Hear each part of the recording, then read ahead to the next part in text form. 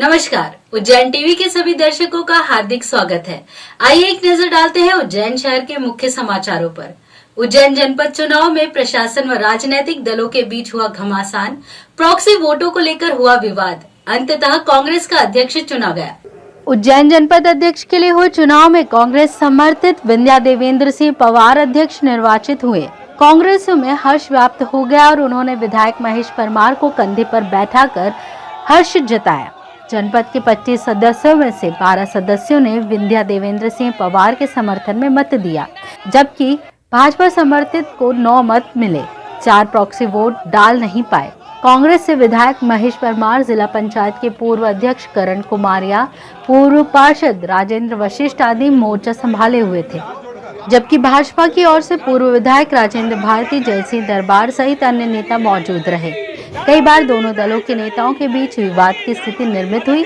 अंत में कांग्रेस समर्थित विंध्या देवेंद्र सिंह पवार अध्यक्ष निर्वाचित होने पर कांग्रेस जनों में हर्ष व्याप्त हुआ। साथी शहर अध्यक्ष जी भी आ गए, सभी लोग आ गए। मैं देवेंद्र सिंह जी को बधाई देता हूं और इस रणनीति के सूत्रकार हमारे पार्टी के जितने भी 3, 4, 5 नाम मैंने आपको गिनाए, उन सब लोगों की अथक मेहनत, उनका प्रयास और ईमानदारी की ये जीत हुई है। लोकतंत्र को कलंकित करने का काम भारतीय जनता पार्टी करना चाहती थी, लेकिन हम सब कांग्रेस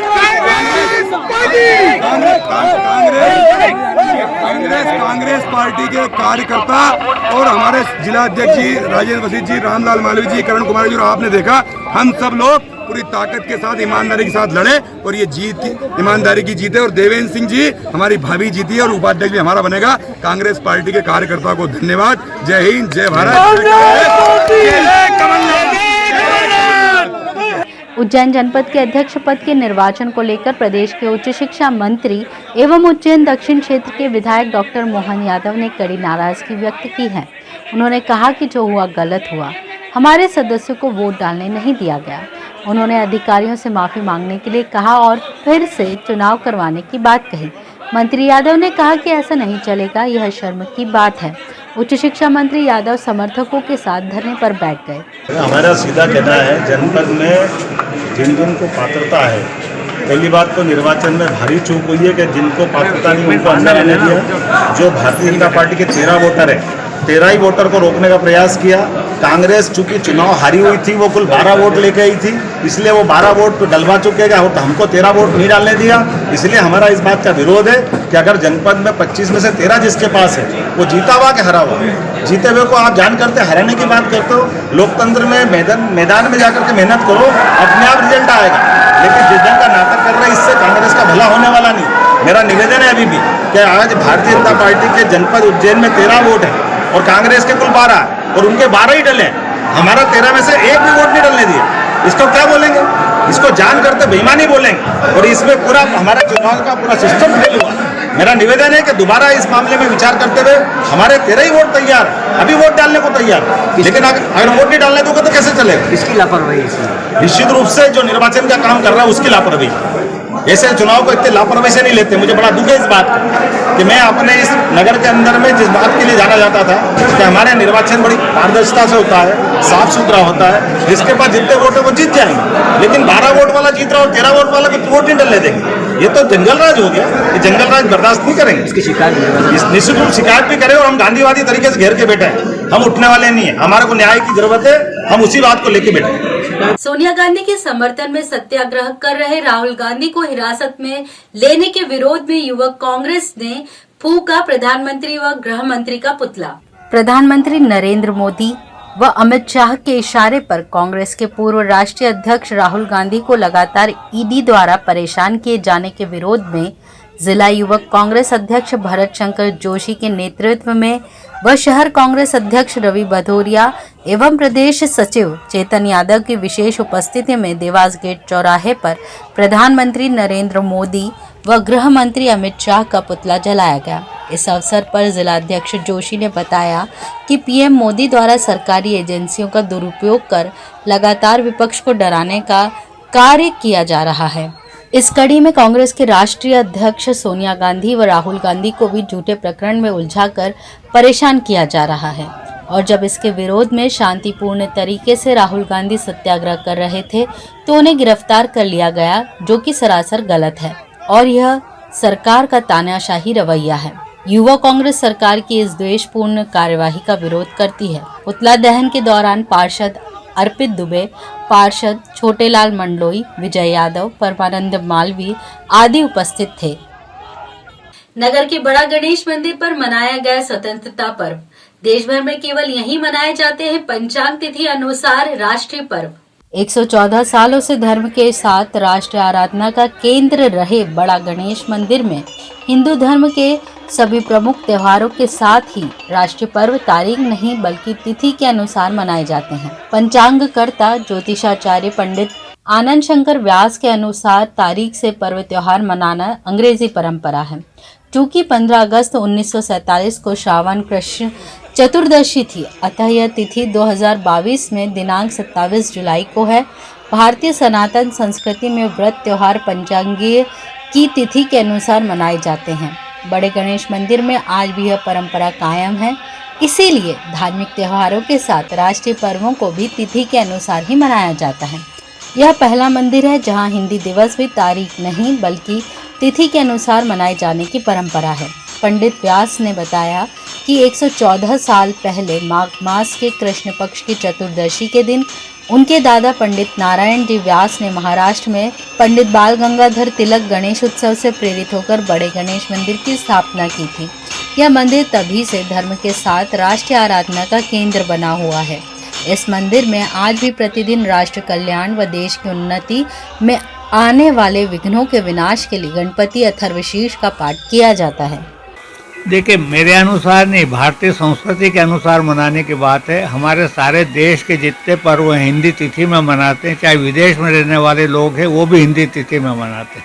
फिर हमारा राष्ट्रीय पर्व अंग्रेजी तारीख में क्यों? तो इसलिए आज़ादी जो मिली थी श्रावण कृष्ण चतुर्दशी को, तो आज श्रावण कृष्ण चतुर्दशी है, इसलिए हम आज जो है स्वतंत्रता दिवस, भारतीय स्वतंत्रता दिवस हिंदी तिथि के अनुसार प्रतिवर्ष मनाते हैं। आज भी उसी परंपरा से मनाएंगे। बारिश के चलते शिप्रा के रामघाट तक पहुंची जलकुंभी व गंदगी, श्रद्धालुओं की भावनाएं हो रही आहत। कोरोना प्रतिबंध के बाद अब के वर्ष श्रावण माह में देश भर से उज्जैन पहुंचने वाले यात्रियों की संख्या अत्यधिक है और यहां पहुंचने वाले यात्री शिप्रा स्नान को भी महत्व देते हैं। अब इसे प्रशासन की नाकामी कहें या कुछ और, शिप्रा के मुख्य रामघाट पर ही बड़ी तादाद में जलकुंभी व गंदगी जमा हो गई है। हालांकि नगर निगम द्वारा यहां सफाई कार्य तो आरंभ कर दिया गया है, मगर आने वाले यात्रियों को खासी परेशानी का सामना करना पड़ा, जिन्हें बदबू के कारण अपना मुंह तक ढकना पड़ा। ऐसी ही एक यात्री स्वाति व्यास ने कहा, जी हम यहाँ पर आए हैं, बहुत दूर से आए हुए हैं यहाँ पर हम, पर यहाँ पर ये है कि क्या बोलते बहुत गंदगी फील कर रहे हैं। थोड़ा सा यहाँ पर प्रशासन द्वारा थोड़ी साफ सफाई चाहिए हमको, जिससे थोड़ा सा श्रद्धालु लोगों को भी अच्छा लगे कि स्नान करने आए हैं दूर से, गंदगी ना रहे यहाँ पर, हम सब यही चाहते हैं थोड़ा सा। वही तीर्थ पुरोहित पंडित राकेश ने बताया, दूर दूर से श्रद्धालु जन यहाँ आ रहे हैं और लाखों की संख्या में शिप्रा में धर्म की डुबकी लगा रहे हैं और बाबा महाकाल के दर्शन कर रहे हैं। जब वो यहाँ शिप्रा तट पे आते हैं तो यहाँ की अव्यवस्थाओं को देख के वो काफ़ी मन में ऐसा लगता है कि इस तीर्थ की व्यवस्थाओं से वो असंतुष्ट होकर जाते हैं। यहाँ पे जो है पानी भी काफ़ी दूषित हो रहा है। पानी बरसात का समय पानी तो निरंतर रूप से यहाँ पे परिवर्तित होता रहता है, लेकिन यहाँ पे कुछ प्रशासन के द्वारा जो गंदगी है उसको रोकने की व्यवस्था नहीं करी गई। तो यहाँ रामघाट पे देख रहे हैं कि काफ़ी गंदगी काफ़ी स्तर से है, जिससे यहाँ की जो रामघाट की जो सुंदरता वो बहुत बेकार दिख रही है। जनता जो है जल को आचमन करने में भी संकोच कर रही है। माधव कला वाणिज्य महाविद्यालय में पसरी असुविधाओं को लेकर छात्रों ने महाविद्यालय परिसर में किया प्रदर्शन व प्राचार्य को सौंपा ज्ञापन। दरअसल छात्रों का कहना था कि परीक्षा के दौरान छात्रों के मोबाइल या अन्य सामान बाहर रखे होने के कारण अक्सर चोरी हो जाते हैं, अतः परिसर में लॉकर की सुविधा उपलब्ध करवाई जाए।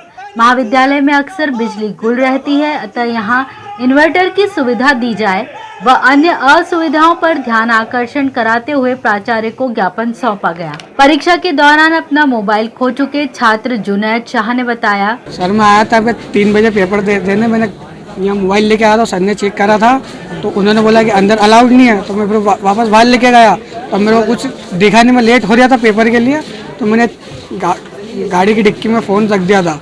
तो जब मैं पेपर दे के आया 6 बजे तो मैं देखा तो डिक्की पूरी मेरी बाहर थी गाड़ी की, पूरा लोगों को सब खुला हुआ था और उसमें गाड़ी के कागज़ भी बाहर थे और मोबाइल वहीं गायब था सर। में कैमरे भी लगे हुए हैं, तो क्या आप कैमरे में सर कैमरे में चेक करवाने के लिए आज सुबह 9 बजे मेरे को बुलाया तो सर ने बोला कि 12 बजे आना।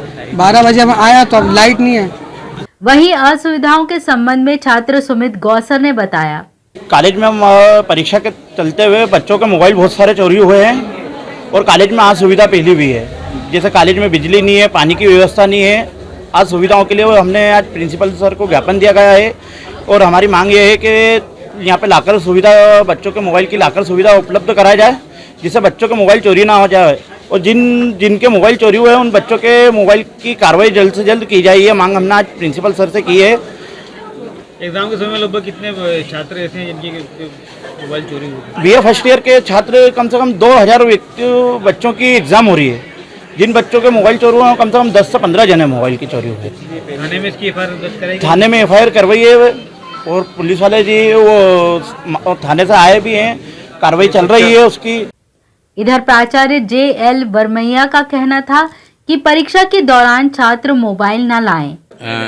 कल दिनांक 26/7 को बीकॉम और BBA की BA प्रथम वर्ष की परीक्षा थी, जिसमें कि लगभग 850 परीक्षार्थी सम्मिलित थे। अपना बच्चों को